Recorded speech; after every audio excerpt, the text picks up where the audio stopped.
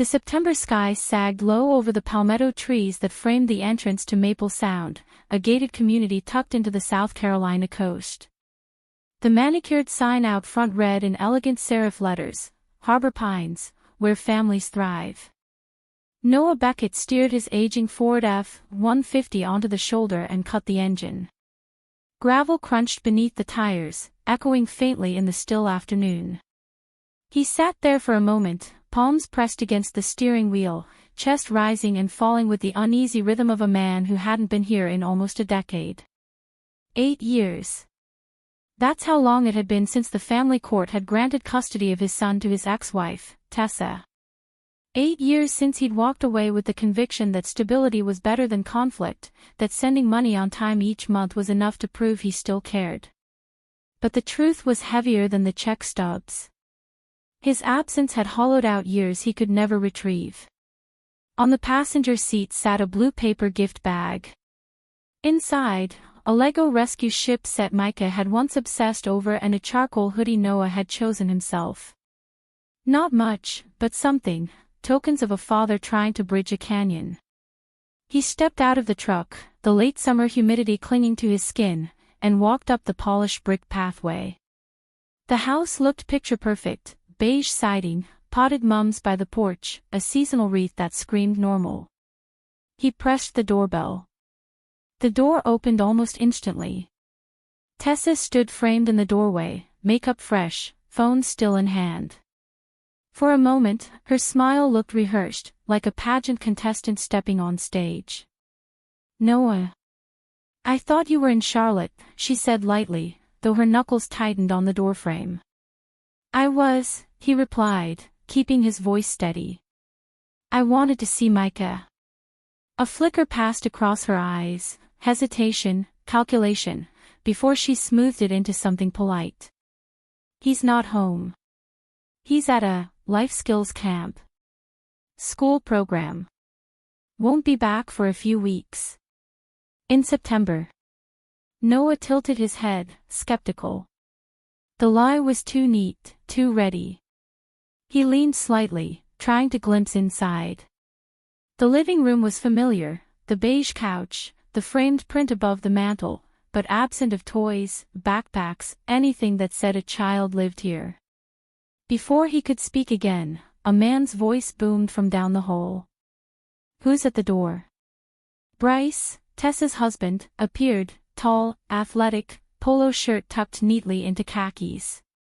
His smile was thin, his stance deliberately casual but blocking the hallway like a bouncer at a club. "Oh. The ex," Bryce said, folding his arms. Noah gave a curt nod. "Just wanted to see my son."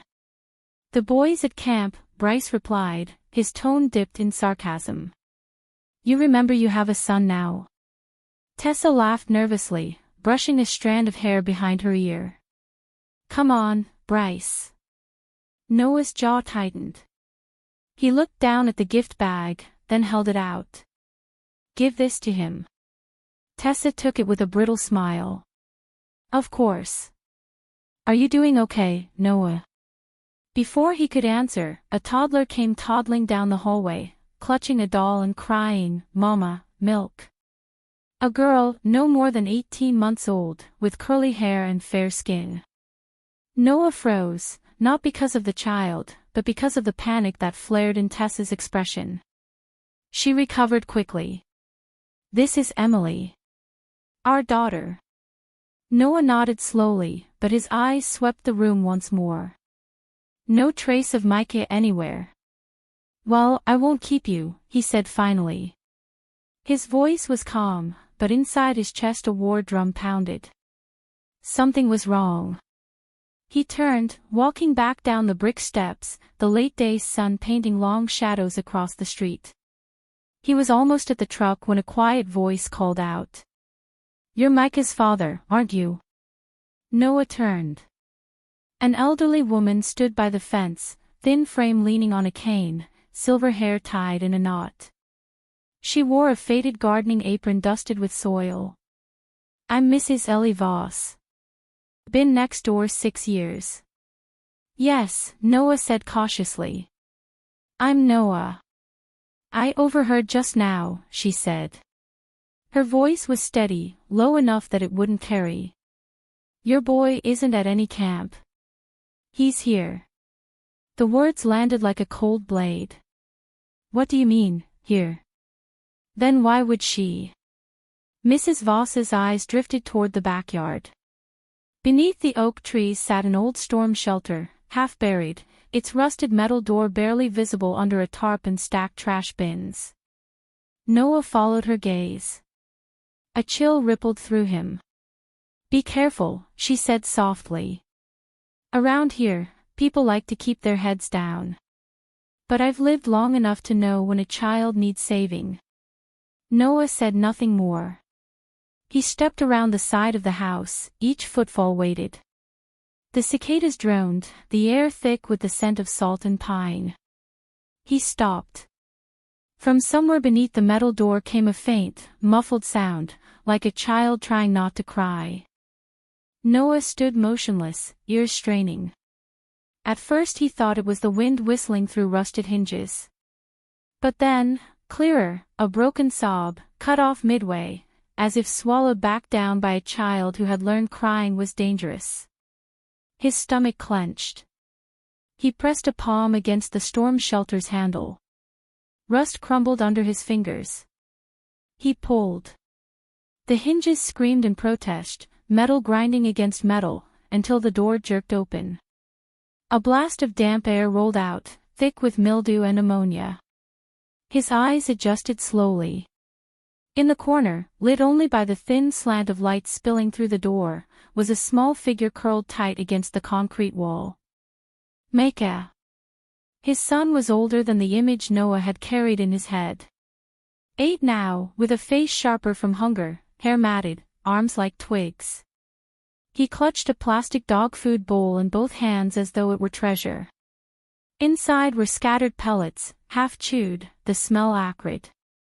Micah's head snapped up, eyes wide, a row of red rims from sleepless nights. He flinched, pressing his back against the wall as if bracing for impact. I'm sorry, he whispered, voice hoarse. I didn't take anything. I just got hungry. Noah's vision blurred. For a heartbeat he couldn't move. Then he crouched slowly, careful not to reach too quickly. It's me, he whispered. Dad. The boy froze. His small chest heaved. He stared as though deciding whether this was hallucination or hope. Finally, with a trembling hand, he reached out and touched Noah's fingers, testing if they were real. Then a sound, footsteps on concrete. Noah instinctively stepped in front of Micah, shielding him. What the hell are you doing? Tessa's voice sliced the air like glass. She stood at the edge of the yard, Bryce looming behind her, arms crossed, jaw tight. Noah didn't move. How long have you been keeping him in here? That's none of your business, Bryce snapped. Get off our property before I call the cops. Go ahead, Noah shot back, voice low, steel replacing shock. And tell them to bring Child Protective Services while you're at it. Tessa's face twisted, panic flickering behind fury. You're not allowed near him, the court order still stands. Noah ignored her. He raised his phone, snapping photo after photo, the storm shelter, the dog bowl, the bruises etched along Micah's arm. Delete those now. Tessa lunged forward. Bryce grabbed her wrist, pulling her back. Noah crouched again, lifting Micah carefully. The boy winced, muscles tensing like he expected to be dropped. Noah held him close, whispering, "It's okay. We're leaving." "You can't take him." Tessa screamed. "He's my son." Noah's jaw tightened. "Not anymore, not like this." He turned and carried Micah across the yard, through the gate, back toward the truck. That night, Noah sat in his apartment in Charleston, lights off, the city skyline glowing faintly through the window. Micah lay asleep on the couch, wrapped in a blanket too big for him, the dog bowl tucked under his arm as if it were armor. Noah dialed. Leah Ortiz, the divorce attorney who had once guided him through the wreckage of his marriage, picked up. "I need to reopen custody," Noah said without preamble. His voice shook, not from doubt but fury restrained. Leah sighed softly, unsurprised. "Then we'll need evidence. Photos. Witnesses. Medical reports. A timeline. This can't just be emotion, it has to stand in court." "I have photos," Noah replied. "I'll get more." He was living in a storm shelter, Leah. Eating dog food. Silence hummed across the line. Finally she said, "Then we start tomorrow." The next morning, Noah knocked on Mrs. Voss's door. She welcomed him into her kitchen, where the faint scent of lavender tea hung in the air. Her hands shook as she poured. "I heard him most nights," she admitted quietly. "Crying. Sometimes begging. I wanted to call someone. But this neighborhood doesn't forgive busybodies. I thought maybe I was wrong. Maybe I was too old to trust my own ears." "You weren't wrong," Noah said, his jaw set. Mrs. Voss met his eyes, a flash of guilt hardening into resolve. "I'll testify. And I have an old Ring camera at the side fence. Haven't used it in months, but if you want, install a new memory card. Record from today forward." For the first time since he'd pried open the storm door, Noah felt something flicker inside him, hope. He wasn't alone. By afternoon, a trail camera was hidden under the branches of Mrs. Voss's magnolia tree, pointed squarely at the shelter. Noah tested the feed, grainy, but clear enough. Every morning, he'd swap the cards, cataloging footage, building a case brick by brick. That evening, the camera captured its first images. Bryce sliding open the storm door. Micah crouched inside, silent, eyes vacant. A bottle of water shoved across the threshold. The door slammed shut again. No words. No comfort. Just ritual neglect. Noah stared at the footage until his knuckles went white around the laptop. He whispered to the empty room, to himself as much as to the screen, "Never again." Saturday afternoon arrived bright and cloudless, the kind of southern day that begged for barbecue and lemonade. In Tessa's backyard, pastel balloons bobbed above a long table draped in white linen. A banner arched over the cake stand, "Family is everything." It was Emily's first birthday party, and the yard teemed with PTA moms, neighbors in sundresses, and Bryce in a crisp polo, shaking hands like a politician. Tessa, radiant in a white dress, floated from guest to guest with a wineglass in hand, every smile polished, every laugh carefully pitched. Only one thing was missing, Micah. No one knew where he was. The trail camera hidden beneath Mrs. Voss's magnolia tree had caught everything that morning. At dawn, Bryce had yanked open the storm shelter door. His voice thundered into the camera's microphone, "Didn't I tell you not to whimper again?" He'd hauled Micah up by the wrist, shoved him to the floor, and held a long wooden spoon in front of his face like a weaponized symbol. One more sound, no food. Then he'd left, closing the boy back into darkness before returning to help Tessa hang streamers.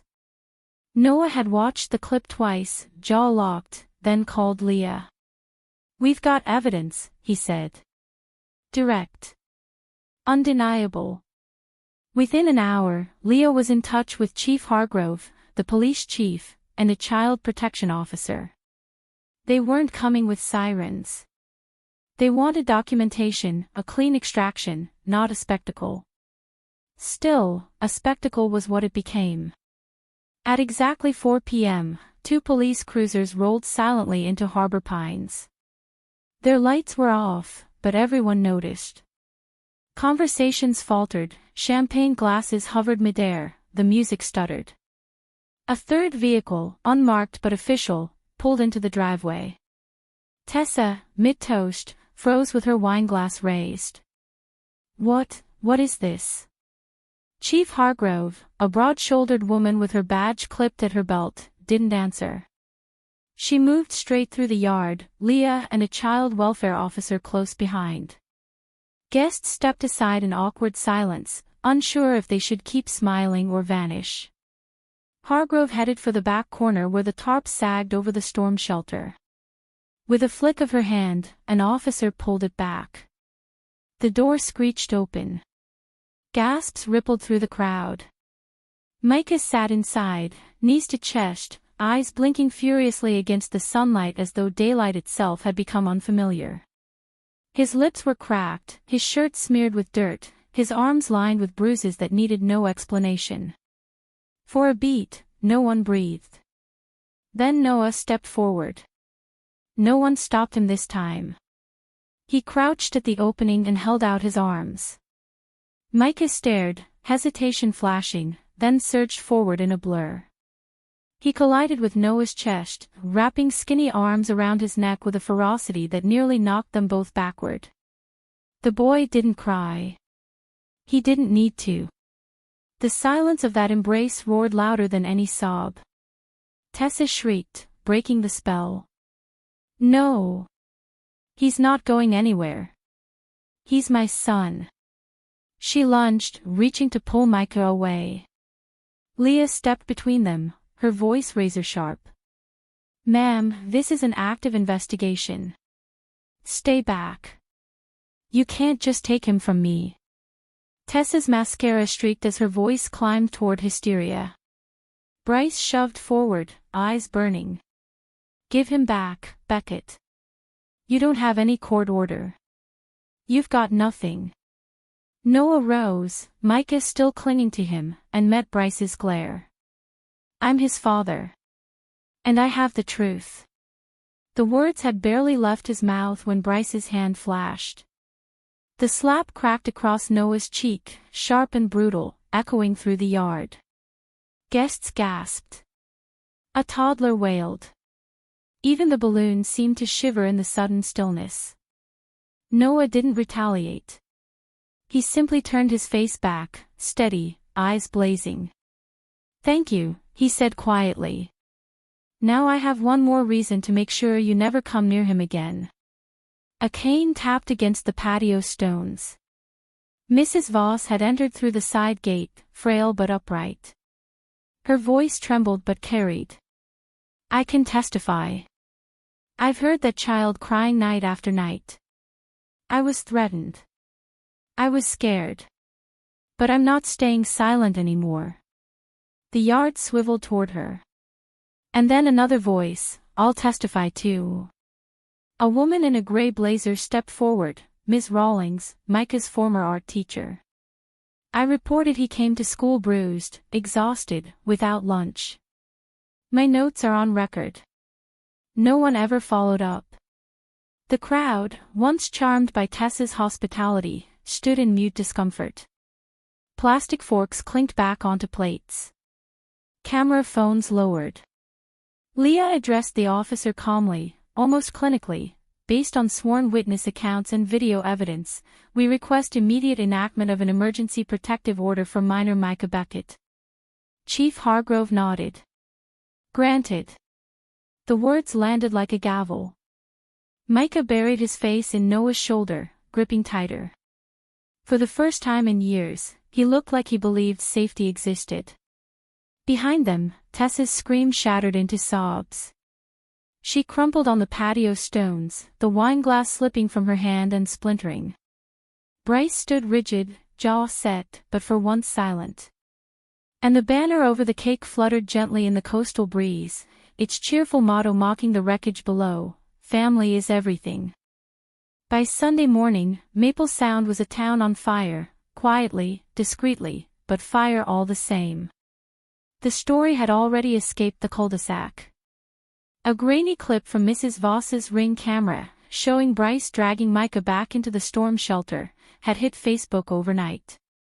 By dawn, it was circulating on local news feeds, slapped with a headline that burned into every screen, "The Storm Cellar Boy." Neighbors whispered over church bulletins. Mothers clutched their toddlers tighter at the playground. And inside the gleaming white walls of Harbor Pines, curtains were drawn, blinds snapped shut, as if shame were contagious.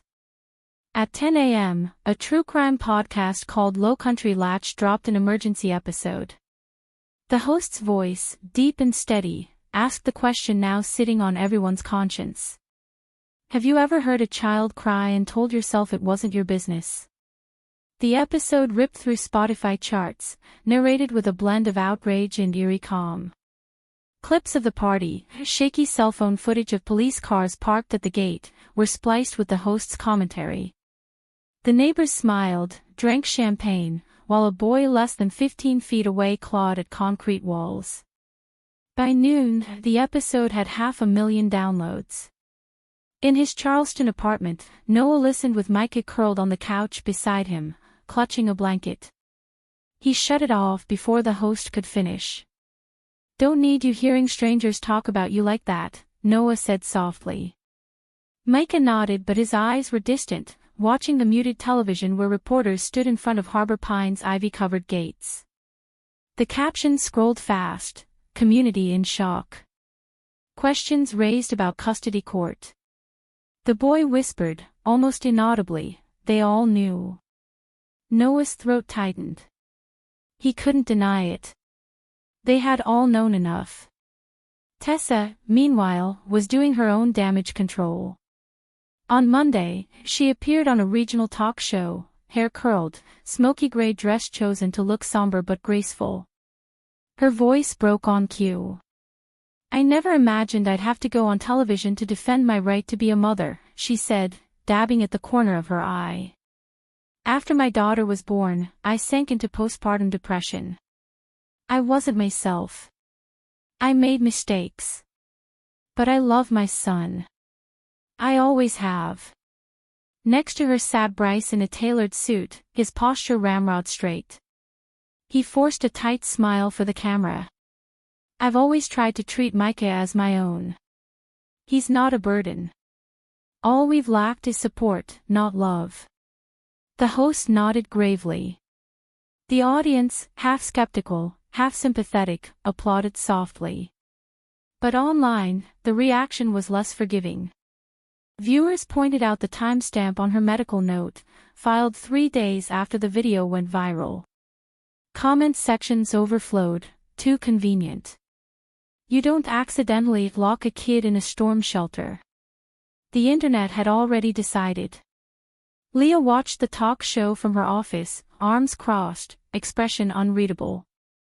On her desk lay a growing stack of files, Noah's bank statements proving years of child support payments, school reports noting Micah's exhaustion and bruises, grocery receipts where Tessa and Bryce had spent thousands on wine clubs and home decor but nothing on the boy.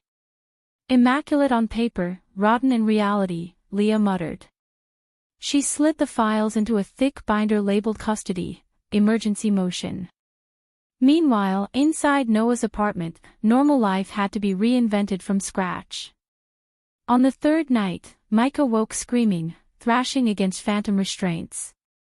Noah rushed in but didn't touch him. He remembered Dr. Haley Knox's words, "Don't crowd, don't grab, just anchor." So he sat on the floor beside the bed, voice low and steady. "You're safe, son. No doors locking. No one can shut you away." Gradually, Micah's breathing slowed. He didn't fall back asleep, but he stopped fighting shadows. That was enough. The next morning, Micah sat at the kitchen table, pencil hovering over a puzzle book. He looked up at his father with eyes that still doubted permanence.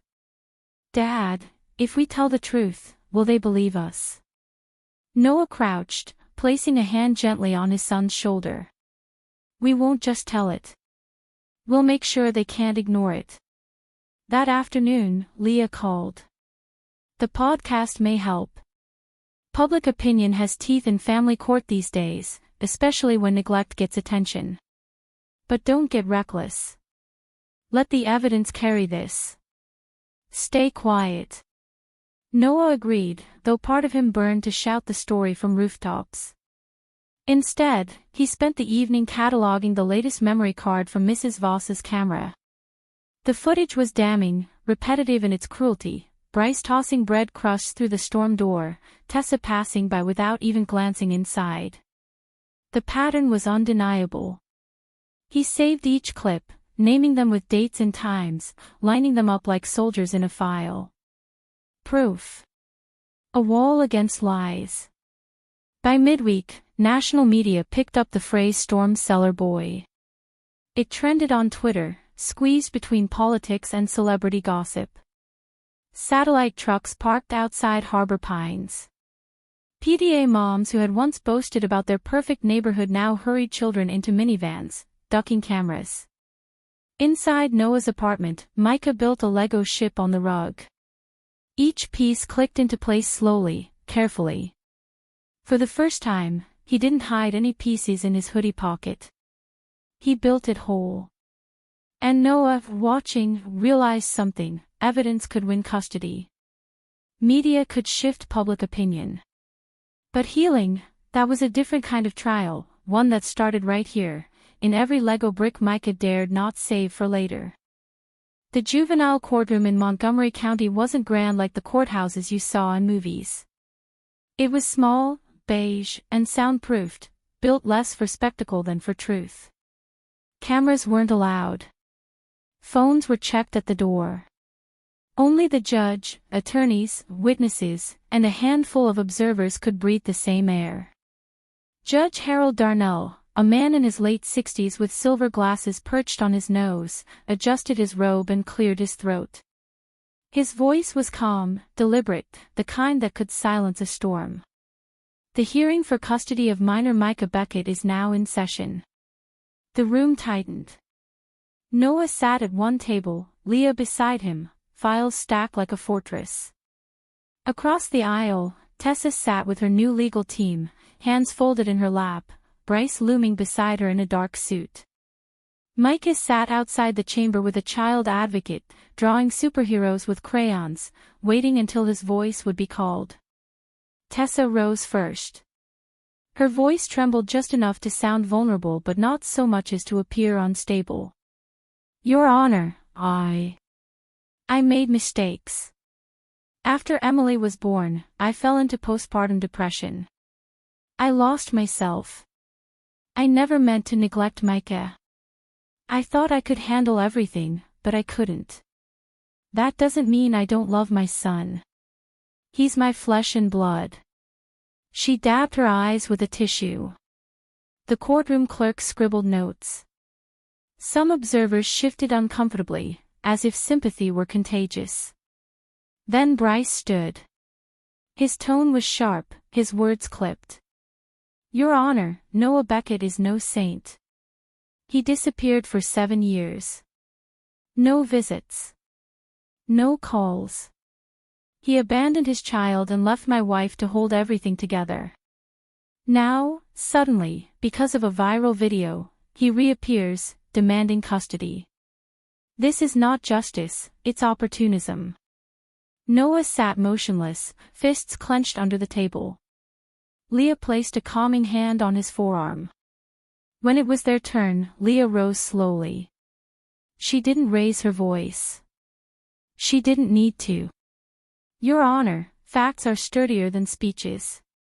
She lifted a binder and slid a stack of papers across to the bench. These are Noah Beckett's bank statements for the last 6 years. Every month, $2,800. Marked clearly, child support for Micah Beckett. She opened another folder. And here are receipts. A new nursery set for a baby girl. Vacation expenses. Designer kitchen upgrades. Thousands of dollars in wine club memberships. But not one receipt, not one, for clothes, school supplies, or food for Micah. The judge flipped through the pages silently, his expression unreadable. Leah pressed on. They say postpartum depression. Yet the medical certificate was filed 3 days after the video went viral. A convenient shield, not a diagnosis.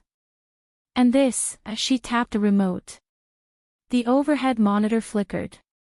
The video played. Bryce yanking open the storm shelter door. His voice booming, "Didn't I tell you not to whimper again?"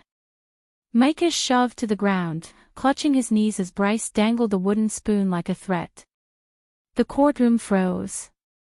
No coughs, no shifting chairs, only the faint whir of the projector. Leo lowered the remote. "Your Honor, this is not speculation. This is neglect. This is endangerment." And it was systematic. Witnesses followed. Mrs. Voss shuffled forward with her cane, voice trembling. "I heard him cry at night.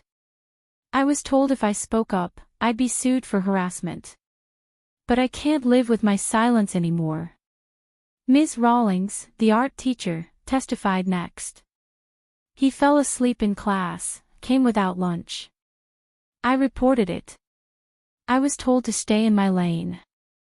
A grocery store owner swore under oath that he'd seen Micah digging through a dog food bin. Every story layered on the next, a chorus of small cruelties that painted a larger horror. Finally, Leo lifted a piece of paper written in uneven blue ink. "And this, Your Honor, is Micah's own letter, delivered to his psychologist." She read aloud, her voice steady but soft. "I don't want to go back to the storm cellar. I want to stay with Dad. He looks at me like I'm not garbage."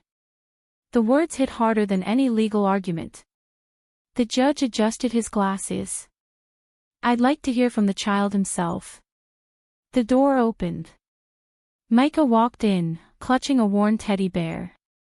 His steps were small but determined. He climbed onto the witness chair, feet not touching the ground. Judge Darnell leaned forward.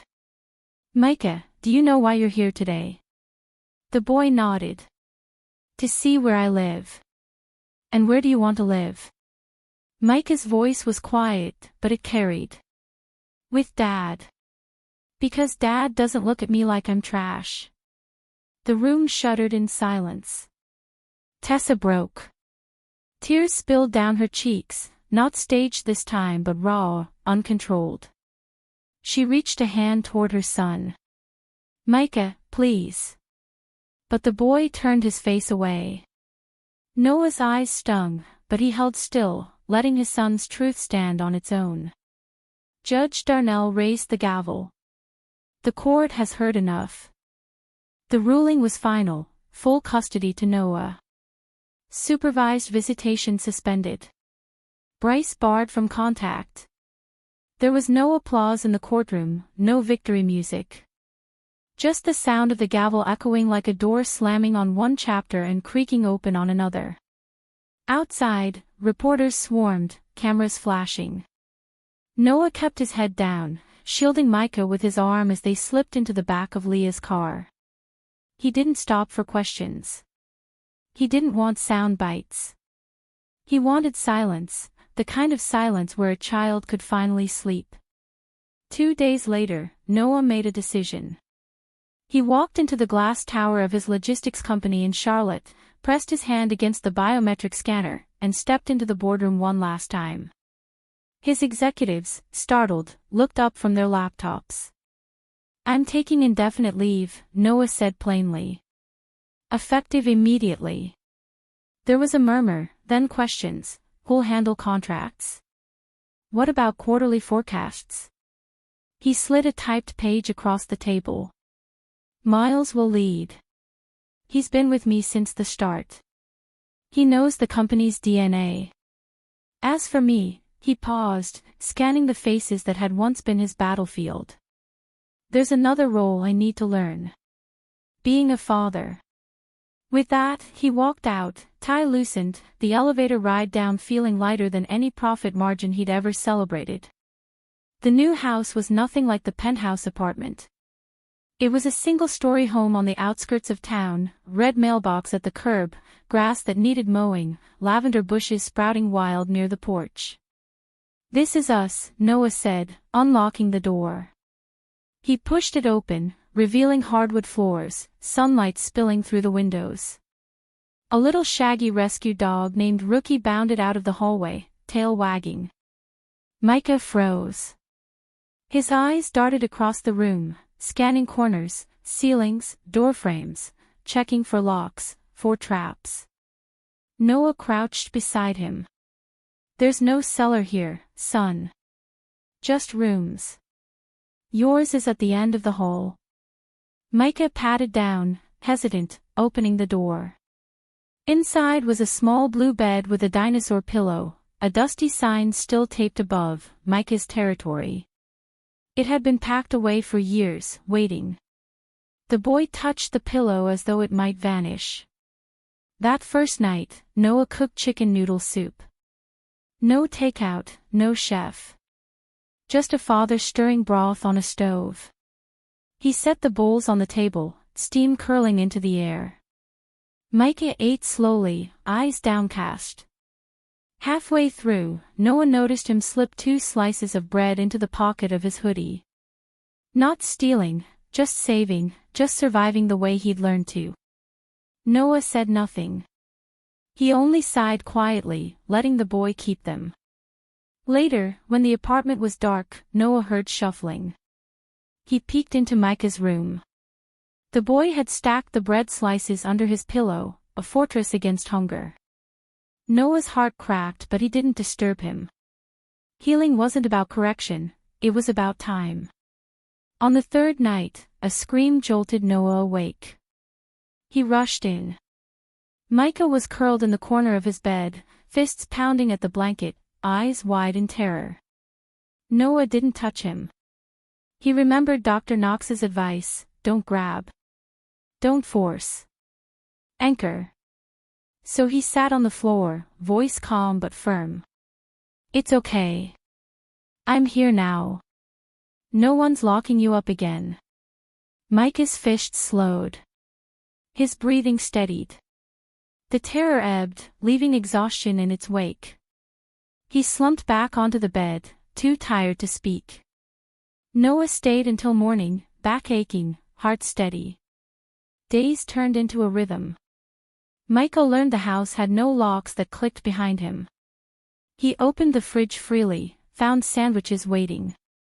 He fed Rookie, laughing softly when the dog licked his face. Noah installed a chalkboard in the kitchen with 3 dinner options each night: spaghetti, grilled cheese, or tacos. "You get to choose," he told his son. Micah's eyes widened. Choice was a language he hadn't spoken in years. One evening, rummaging through a box of old belongings, Micah found a torn photograph. Half showed baby Micah in Noah's arms. The other half, missing. "Do we have glue?" the boy asked quietly. Noah froze, then handed him a glue stick. Micah pressed the edges together, clumsy but careful. The lines didn't match, the picture crooked, but it was whole again. The two of them sat on the floor, Rookie curled between them, sunlight slanting through the blinds. It wasn't perfect. It didn't need to be. It was theirs. Maple Sounds Homeowners Association met on the first Tuesday of every month in the clubhouse, a brick building with white trim, always smelling faintly of lemon polish and stale coffee. Normally, the meetings were about paint colors, lawn violations, and whether inflatable holiday decorations lowered property values. But this Tuesday, the chairs were full. Neighbors who had never bothered to attend were suddenly present, fanning themselves with printed agendas. The incident with Micah had turned Harbor Pines into a headline, and no one wanted their neighborhood to be synonymous with the storm cellar boy. At the front, Mr. Whitmore, the HOA president, tapped the microphone. His silver tie pin glimmered under the fluorescent lights. "Order, please. Tonight's meeting will focus on community image and next steps for Harbor Pines." The phrase hung in the air like a bad aftertaste. Whitmore clicked his PowerPoint remote. The projector lit up the screen: crisis response, protecting our brand. Bullet points marched in neat lines. Reassure the press. Minimize speculation. Emphasize community values. Noah sat in the back, arms folded. He hadn't wanted to come, but Mrs. Voss had asked him to. "They need to see your face," she'd said. "They need to remember Micah isn't a headline, he's a child." Up front, Whitmore droned on. "The board urges all residents not to engage with reporters. Statements should be limited to no comment. We must preserve the reputation of Harbor Pines. Property values are already under pressure." A voice cut him off. Sharp, steady. It was Mrs. Voss, cane in hand, standing near the side aisle. Her silver hair gleamed under the fluorescent lights. "Property values," she said, voice trembling with fury. "That's what you're worried about." A ripple went through the crowd. "My window was 15 feet from that storm shelter," she continued. "I heard that boy cry night after night. I told myself it wasn't my business. And now you want to talk about real estate." Whitmore adjusted his tie, flushed. "Mrs. Voss, this is not the time for." "It's exactly the time." She jabbed her cane against the carpet. "A child suffered in plain sight while we smiled at barbecues. Don't talk to me about brand. Talk about conscience." A younger woman in the audience, Sarah Miller, mother of two, rose to her feet. Her voice wavered but carried. "She's right." We all looked away. "I drove past that yard every morning. I saw the tarp. I wondered, but I didn't ask. Because I didn't want to get involved." She paused, eyes wet. "That boy could have been mine." A murmur of agreement followed. Some residents shifted uncomfortably, arms crossed. Others avoided eye contact. From the front row, Mr. Daniels, head of the so-called Neighborhood Watch, cleared his throat. "We can't politicize this. We're not investigators. It's not our job to spy on families." Noah finally spoke, his voice cutting clean through the room. "You didn't have to spy. You just had to listen. My son cried loud enough."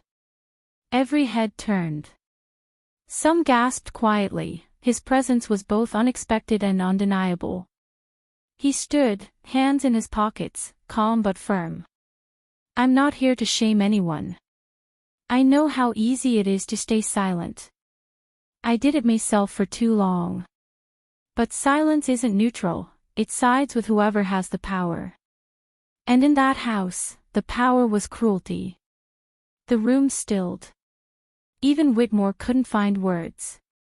Then, from the back, a man in his 50s raised his hand hesitantly. I heard something too," he admitted. "My wife said it was probably a stray cat. I didn't want to cause trouble." One confession unlocked another. A retired teacher admitted she'd seen bruises. A teenager confessed he'd heard rumors at school. Each story was a pebble, and together they formed a landslide. For once, the HOA minutes weren't about grass height or mailbox paint. They were about complicity. Whitmore finally sighed, shoulders sagging under the weight of silence. "Perhaps, the board will create a community safety subcommittee." Mrs. Voss shook her head. "No. What we need is courage. Not another committee." Applause broke out, not loud, not unanimous, but enough to echo off the lemon-polished walls. Noah sat back down. He hadn't planned to speak. But when he looked around the room, he saw faces less concerned with property values and more haunted by their own inaction. Maybe it wasn't redemption. But it was a start. Later that night, back at the red mailbox house, Micah asked quietly, "Did they believe you?" Noah knelt beside him, brushing a hand gently over his son's hair. "They believed you, Micah. They just didn't have the courage to say it out loud until now." The boy nodded slowly, as though storing the words for later. And outside, Harbor Pines' perfectly trimmed hedges seemed a little less pristine, a little more human, like a neighborhood finally learning that silence had a cost. Bryce once prided himself on being the face of reliability in Maple Sound. He ran a private security firm, wore pressed polos like uniforms, and boasted about structure and discipline at every PTA barbecue. He even gave a seminar at the community center once called Raising Strong Kids in a Weak World. People clapped, took notes, nodded along. Now, just a week after the storm shelter was opened and Micah was pulled into the daylight, Bryce's empire was collapsing in real time. It started with the company. A terse press release appeared on their website. Effective immediately, Bryce Callahan is no longer affiliated with Sentinel Shield Security Solutions. No explanation, no thanks for service. Just erasure. By the next morning, clients began canceling contracts. No one wanted the name of the storm Cellar stepdad stamped on their front gate. Then the store he co-owned with a cousin, the bright, modern corner shop once praised in lifestyle magazines, was vandalized. Someone had taped a sheet of printer paper to the shattered glass door. The words, scrawled in black marker, were simple and merciless. A model family doesn't lock kids in cages. But there was a darker truth beneath the surface, one Leah's legal team had been quietly digging at. Bryce hadn't invented his philosophy of quiet discipline on his own. He and Tessa had been attending a weekend seminar series run by a group calling themselves the Silent Home Protocol. It was marketed as family optimization coaching.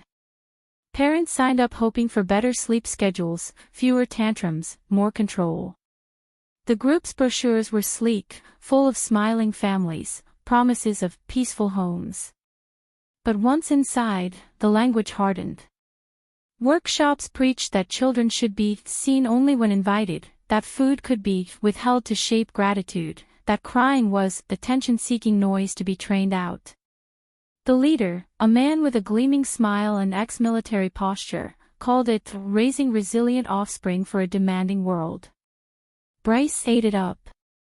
He bought every module, every laminated chart. He bragged about being a top protocol parent. Tessa, still fragile after childbirth, wanted belonging. She found it in the group's mantra, strong homes never bend. The more Bryce pushed, the more she complied. And in that compliance, Micah vanished into shadows. When journalists dug up the group's pamphlets, Maple Sound recoiled. Parents realized some of those same slogans had crept into casual conversations at block parties, into PTA chats. They had nodded along once. Now, it was radioactive. A local investigative podcast aired an exposé, Behind the Protocol, when parenting becomes punishment. Former members confessed on air about how they were coached to separate difficult kids from the family dinner table, to enforce silence as virtue. Leah slid the podcast transcript across Noah's kitchen table one evening. This won't just bury Bryce, it'll make sure the court sees Tessa as complicit too. They weren't just negligent. They subscribed to a system. Noah read in silence, jaw tightening with every line. Finally he looked up. They paid strangers to teach them how to erase my son. Bryce's fall didn't come with handcuffs, but it came with humiliation sharper than steel. His former employees leaked chat logs where he bragged about training out weakness from Micah. A screenshot spread across Twitter. Kid cries too much. Shelter helps him learn gratitude. Protocol works. The words went viral. Overnight, Bryce became a symbol of cruelty disguised as order, of communities too polite to challenge discipline. One evening, Noah found Micah on the porch steps, Rookie curled at his feet. The boy held an old flyer that someone had slipped into their mailbox, a Silent Home Protocol pamphlet, glossy and smiling. Did they really think this would make me better? Micah asked quietly. Noah sat beside him, shaking his head. No, son. They thought it would make you quieter. But being quiet isn't the same as being okay. Micah traced a finger over the staged photo of a boy with perfect hair and a forced smile. Then he crumpled the paper in his fist and tossed it into the trash can. "That's not me," he said simply. Noah wrapped an arm around his shoulders. For the first time, Micah didn't flinch.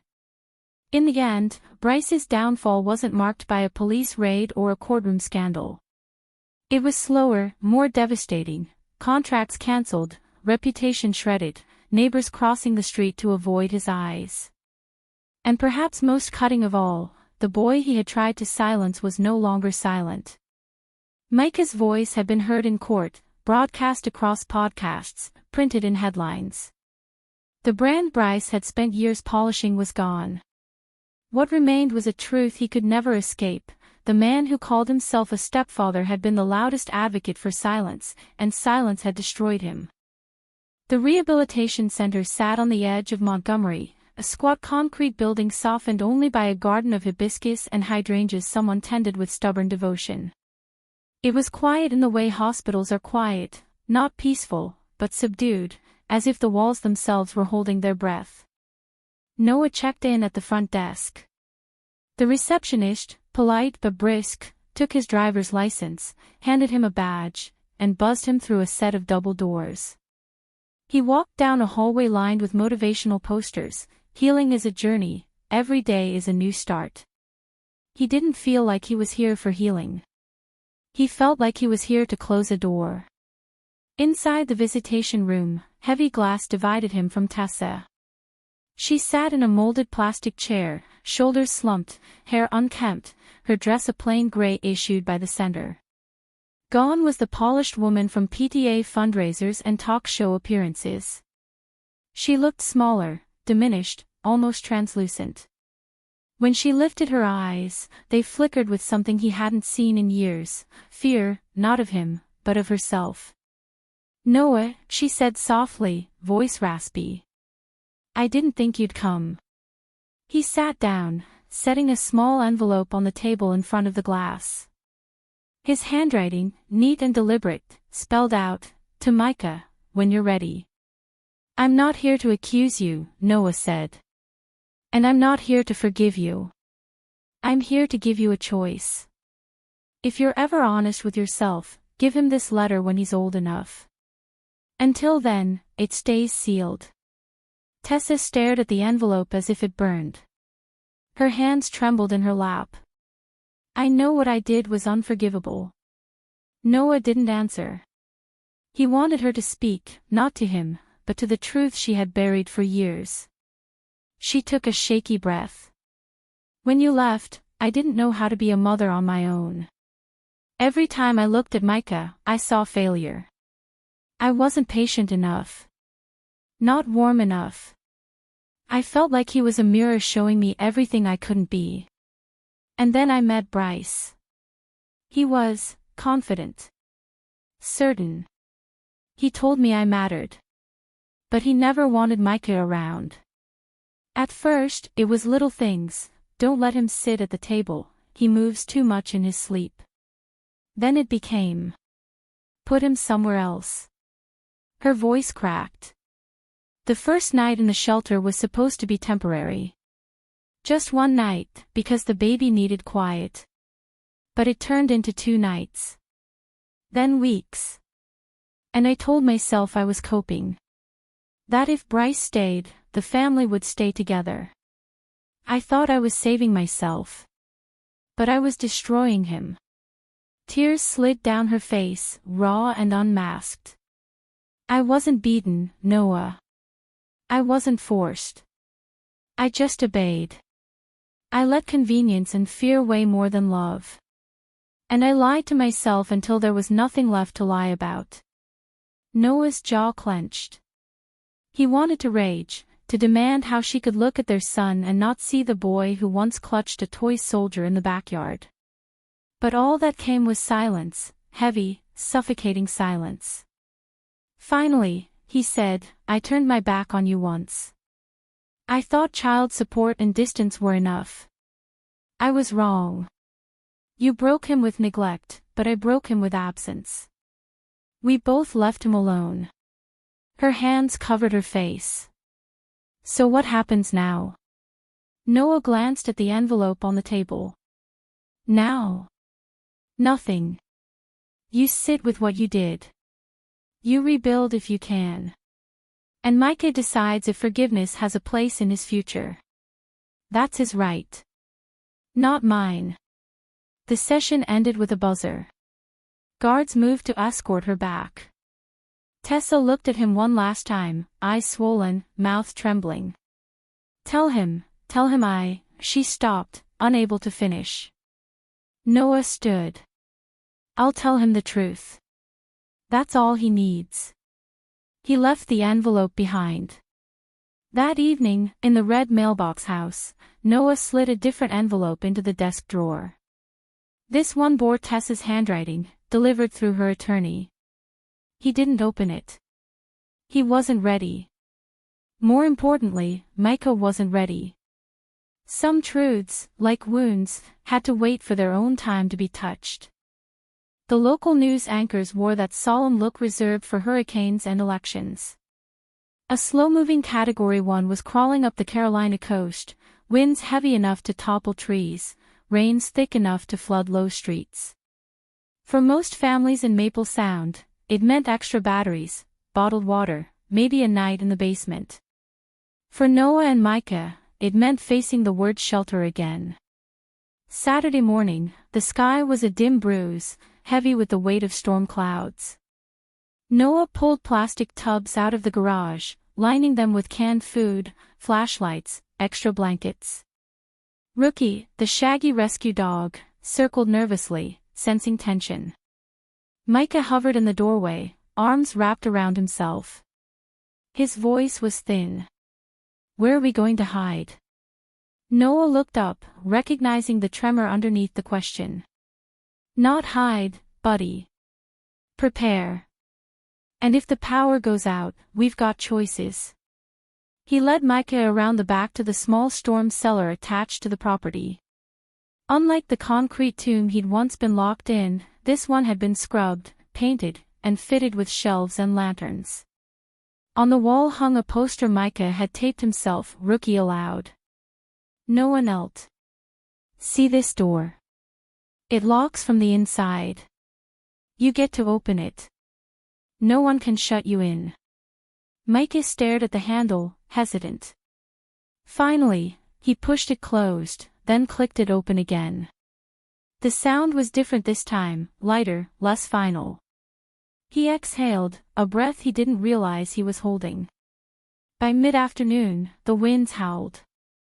Rain slashed sideways, rattling the windows. The power flickered, then cut, plunging the house into shadow. Noah lit lanterns. Rookie barked at the storm, tail stiff but defiant. Inside the cellar, the shelves glowed under battery lamps. Micah sat cross-legged with a deck of Uno cards, trying to shuffle. What if the door gets stuck? He asked suddenly. Then we kick it open, Noah said. He grinned, tapping his boot against the concrete. Or we call the neighbors. Remember Dave at the end of the street? Retired firefighter. He's got a chainsaw in his truck, swears he's been waiting years for a reason to use it. For the first time, Micah chuckled.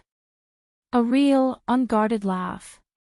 The storm raged overhead, but in the cellar there was warmth, lantern light, and the steady rhythm of cards hitting the floor. At dawn, the worst had passed. Branches littered the road.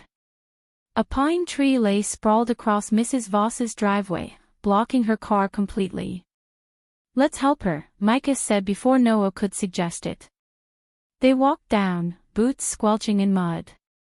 Dave was already there, revving his chainsaw. Mrs. Voss waved from her porch, bundled in a shawl. Perfect timing, Dave called. He handed Micah a small pair of gloves. Want to learn how to haul branches? Micah hesitated, then pulled the gloves on. For an hour, he worked beside Noah, dragging limbs into piles, tying them with rope Dave cut to size. His skinny arms trembled with effort, but his face lit up each time he managed to clear another branch. When they finally stopped, sweaty and muddy, Mrs. Voss handed him a thermos of sweet tea. "You're stronger than you think, young man." Micah blushed, hiding his smile in the rim of the cup. That night, back in the red mailbox house, Noah found Micah at the kitchen table, scribbling something in a notebook. "What are you working on?" he asked. Micah tilted the page toward him. It was a list written in uneven block letters. Hurricane rules. Lanterns first. Rookie comes with us. Kick the door if stuck. Ask neighbors for help. Don't be scared of the wind. Noah swallowed hard. It wasn't just a survival list, it was a map out of fear. He ruffled his son's hair. "Looks like you're the captain now." Micah grinned, teeth flashing. "Then you're my crew." The storm had tested more than their roof. It tested the meaning of shelter, rewriting it from prison to refuge, from silence to choice. And as night fell, with the windows rattling lightly from the last breaths of wind, Micah curled up in bed without checking the door even once. It was Micah's idea. One evening, after dinner, he set down his fork and spoke so softly Noah almost missed it. "Dad, can we grow vegetables?" Noah blinked. "Vegetables? I heard, someone at school said planting stuff makes you feel better. Happier." Noah leaned back in his chair, surprised by the request. Then he smiled. "If you want a garden, we'll build one. A whole garden." The next weekend, they drove to a hardware store. Micah trailed behind Noah, pushing a cart stacked with bags of soil, seed packets, and a pair of bright green gloves small enough for his hands. He stopped in front of the seed rack, studying it with the intensity of a general planning a campaign. "Tomatoes," he said finally. "And beans. And mint." "Mint?" Noah asked, amused. "So Rookie's breath doesn't stink," Micah explained. For the first time in months, Noah laughed until his ribs hurt. They built the garden in the patch of earth behind the red mailbox house. Noah hammered together wooden frames while Micah measured with a tape rule, tongue sticking out in concentration. Dirt smeared across his cheeks, but he didn't notice. When it was time to plant, Micah carefully pressed each seed into the soil. Over the tomato row, he stuck a hand-painted sign that read, "No pigs allowed." Rookie trotted through the beds, knocking over a trowel. Micah giggled and chased him, mud flying. By dusk, the garden was messy but alive, a patchwork of hope stitched into the earth. As weeks passed, the garden grew, and so did Micah. He watered every morning before school, whispering things to the plants Noah couldn't quite hear. He measured tomato vines with a ruler, triumphantly announcing, "half an inch taller than yesterday." It wasn't just the plants thriving. Micah started eating at the table without hiding food in his pockets. He left his bedroom door cracked open at night. He laughed more often, the sound no longer foreign.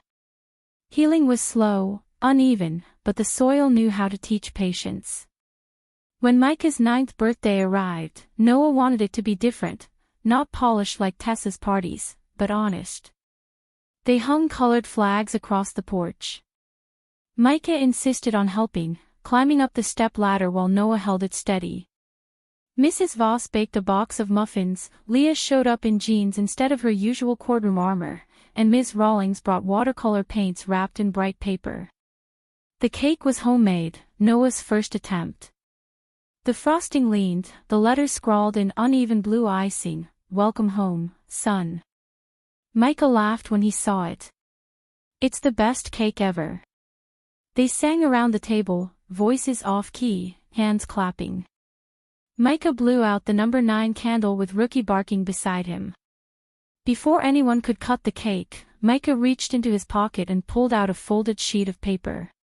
He handed it to Noah. "I wrote this yesterday." Noah unfolded it. The handwriting was crooked but careful. "Thank you for coming back." I'll never forget the day you found me. I thought you were a dream. But you hugged me, and I knew I wasn't left behind anymore. Noah's eyes blurred. He folded the paper carefully and slid it into his wallet, close to his heart. Words he would carry forever. That evening, after everyone had gone, Noah tucked Micah into bed. The boy yawned, hair still sticky with frosting.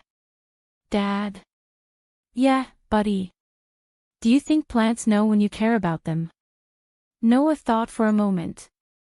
Yeah. I think they grow straighter when they know someone's watching over them. Micah smiled sleepily. Then maybe I'll grow straighter too. Noah kissed his forehead. You already are. Outside, the garden glistened under the porch light. Tomato vines clung to stakes, beans curled upward, mint leaves spread stubbornly green. It wasn't a perfect garden, like the cake, it leaned a little, messy at the edges. But it was alive, resilient, and reaching for the sun. Just like Micah. June brought a sky so clear it felt rinsed, the kind of blue that made the whole town forget storms had ever happened.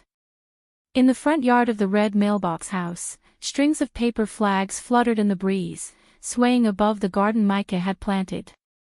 Tomatoes blushed red, beans curled up their stakes, and the mint patch spread wildly, perfuming the air. On the porch steps, father and son shared the last slice of birthday pie.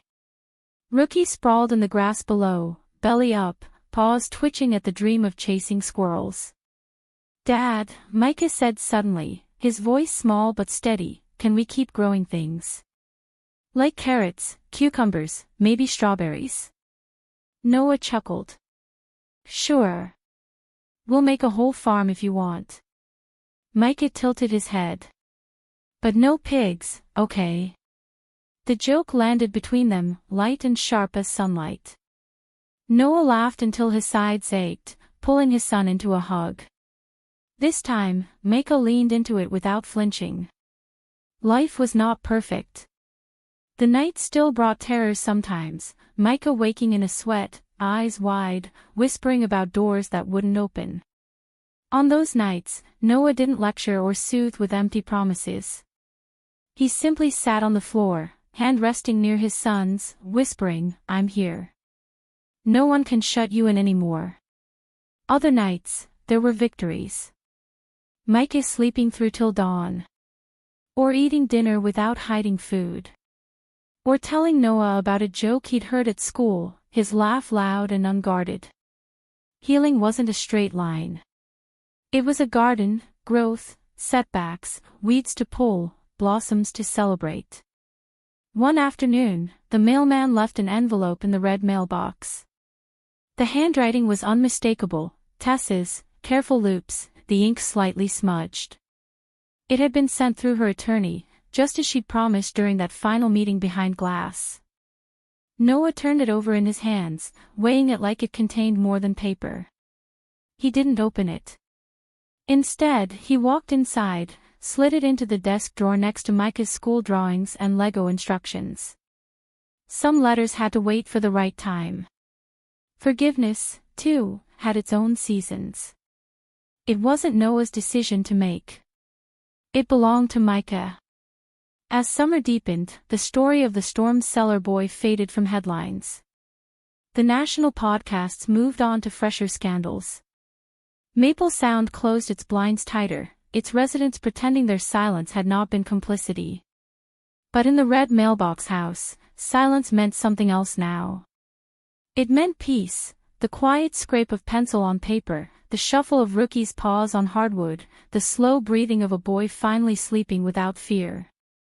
On a Sunday evening, Noah and Micah sat in the yard watching the sky turn orange. Fireflies blinked to life, tiny lanterns floating in the dusk. Dad? Micah asked, kicking his legs gently against the porch step. Yeah. Do you think people will remember what happened? Or will they just forget? Noah thought about the HOA meeting, about the neighbors' bowed heads, about the way a whole town had swallowed its shame.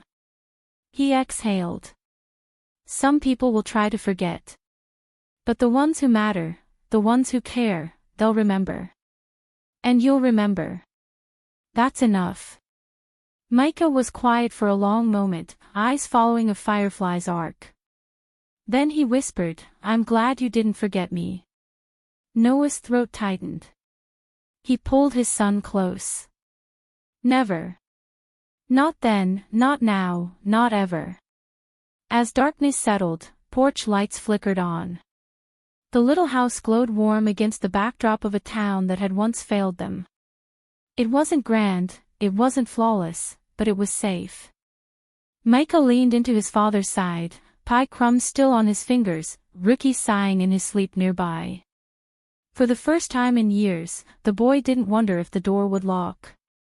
He didn't wonder if tomorrow would be different. He only wondered how tall the tomatoes would be when the sun rose again.